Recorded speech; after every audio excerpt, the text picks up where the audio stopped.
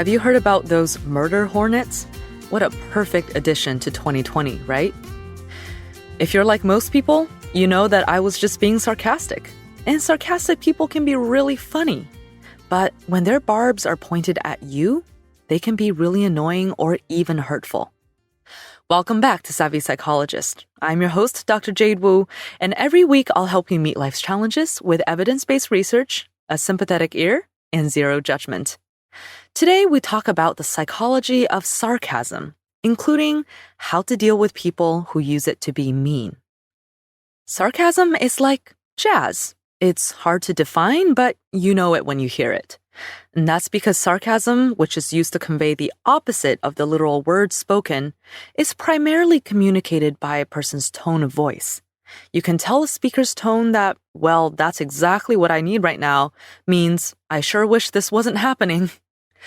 Sarcasm can be used to compliment people, like, you ran a marathon and went to night school?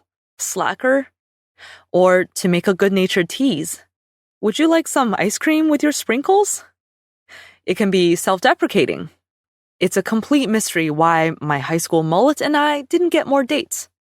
Or someone might even channel Beyoncé. Yeah, I woke up like this. More often, though, sarcasm is used to demonstrate irritation or just to be plain old mean. Like, yeah, that's a real genius idea. Or maybe, could you be less competent? Before we talk about how to respond when you're the target of someone's mean sarcasm, let's get a little nerdy first about the science of sarcasm. Research shows that sarcasm is understood through both what we say and how we say it.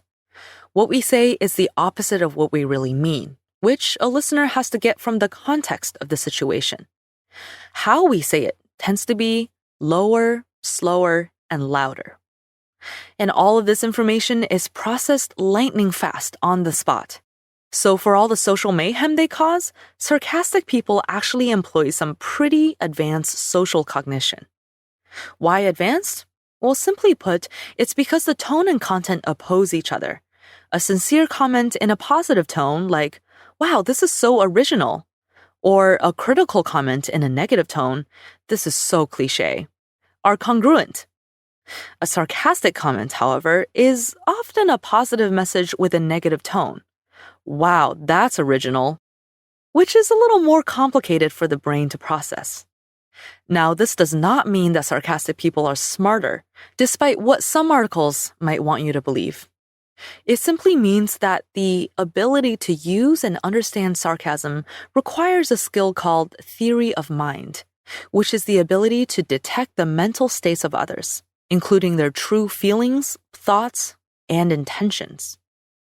So, even though what is said is the opposite of what is meant, the sarcastic individual intends the listener to detect the true meaning. That's why those deficits in theory of mind, like with people with schizophrenia, Alzheimer's disease, or autism, they have a hard time understanding or using sarcasm. Now that we interact with each other on the internet as much as, or perhaps more than, we do in person, we have to take our sarcasm detection skills up another notch, since many web-based communications don't include tone. Researchers have even developed algorithms to detect sarcastic tweets, with some even using emojis. It seems sarcasm detection is a skill both we and the robots need to work on because neither human judges nor machine learning algorithms are very good at identifying sarcasm on Twitter. But why go to all the trouble of performing this complicated linguistic cognitive task? Fundamentally, sarcasm is a cover.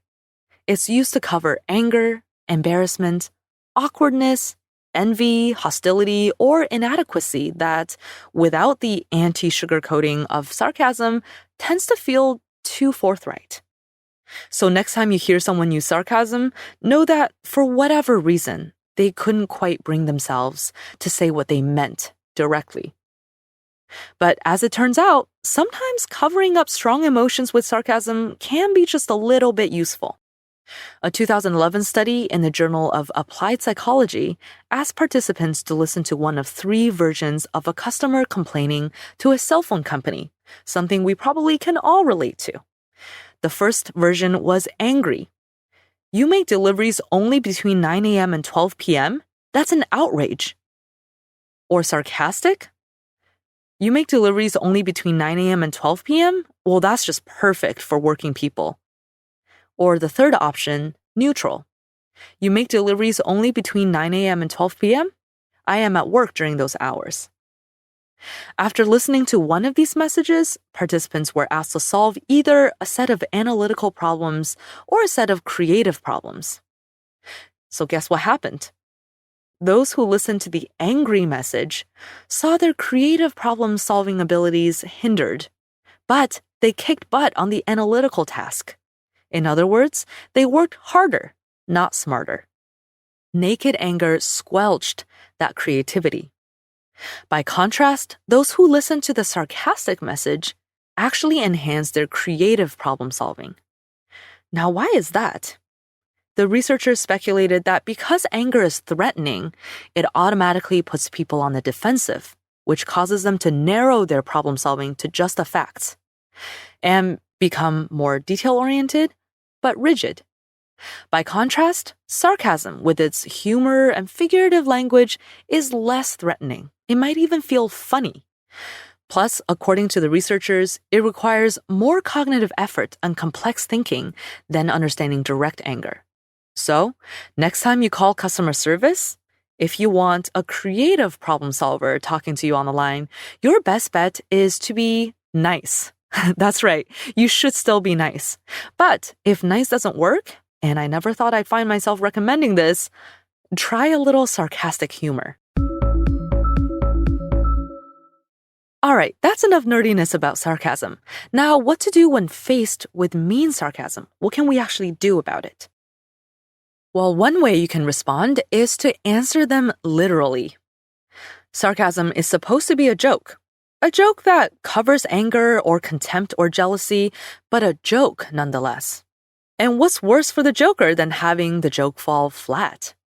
So when faced with, well, that new boyfriend of yours is a real winner, or, loving this home cooking, respond to the content, not the tone. Respond with the opposite of sarcasm. Use sincerity. Great, I'm so glad you like him. Let's all get together sometime. Or, awesome, how about seconds? When they're forced to explain, well, that's not actually what I meant. It gets a little awkward for them.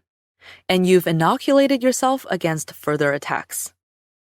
Or option number 2, instead of answering them literally, you could just ignore them and maybe throw some compassion their way. This works best for strangers who yell, "Hey, nice driving," or the equivalent. Folks willing to put the time and energy into putting down total strangers are pretty miserable and want you to feel as lousy as they do.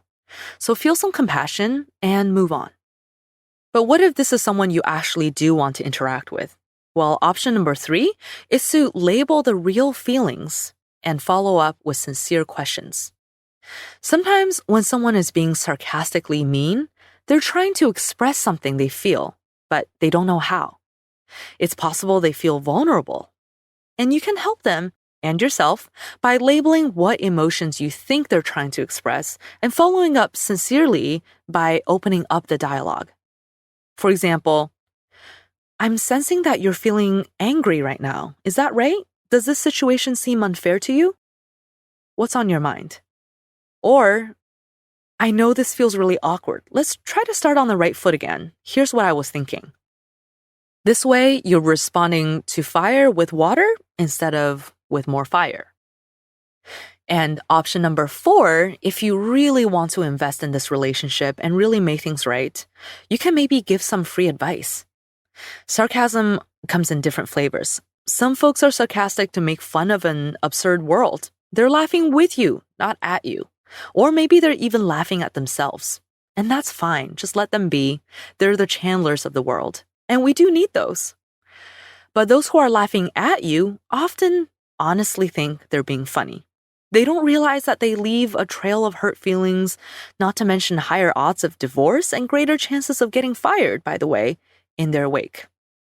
If you care about someone with a habitually hostile wit, consider some gentle intervention. Like, you have such a wickedly sharp sense of humor. I know you don't mean to be hurtful, but your sarcasm sometimes comes across as hostile, which I'm guessing is not your intention. So, to review, you can answer someone literally to sort of shut down the hostile, making fun of you situation. You can just ignore the person and move on if you really don't need to interact with them again. You can label the real feelings and offer an opening up of the dialogue, offer something to move the conversation forward sincerely. Or you can give some free advice, some feedback to let people know that although you appreciate their sense of humor, sometimes this can be hurtful. And hey, if you've come along this far with this deep dive into sarcasm without saying, wow, how interesting, then when I say thank you for listening, know that it's very sincere. In fact, let's continue the conversation on social media. You can find me on Facebook and Twitter. I'm at QDTSavvyPsych, and I'm also at JadeWooPhD. We can also keep in touch through the Savvy Psychologist newsletter, which offers psychology tips straight to your inbox. Savvy Psychologist is audio engineered by Steve Rickyberg and edited by Karen Hertzberg. As always, Savvy Psychologist is strictly for informational purposes and does not substitute for mental health care from a licensed professional. Thank you so much for joining me, and I'll see you next week for a happier, healthier mind.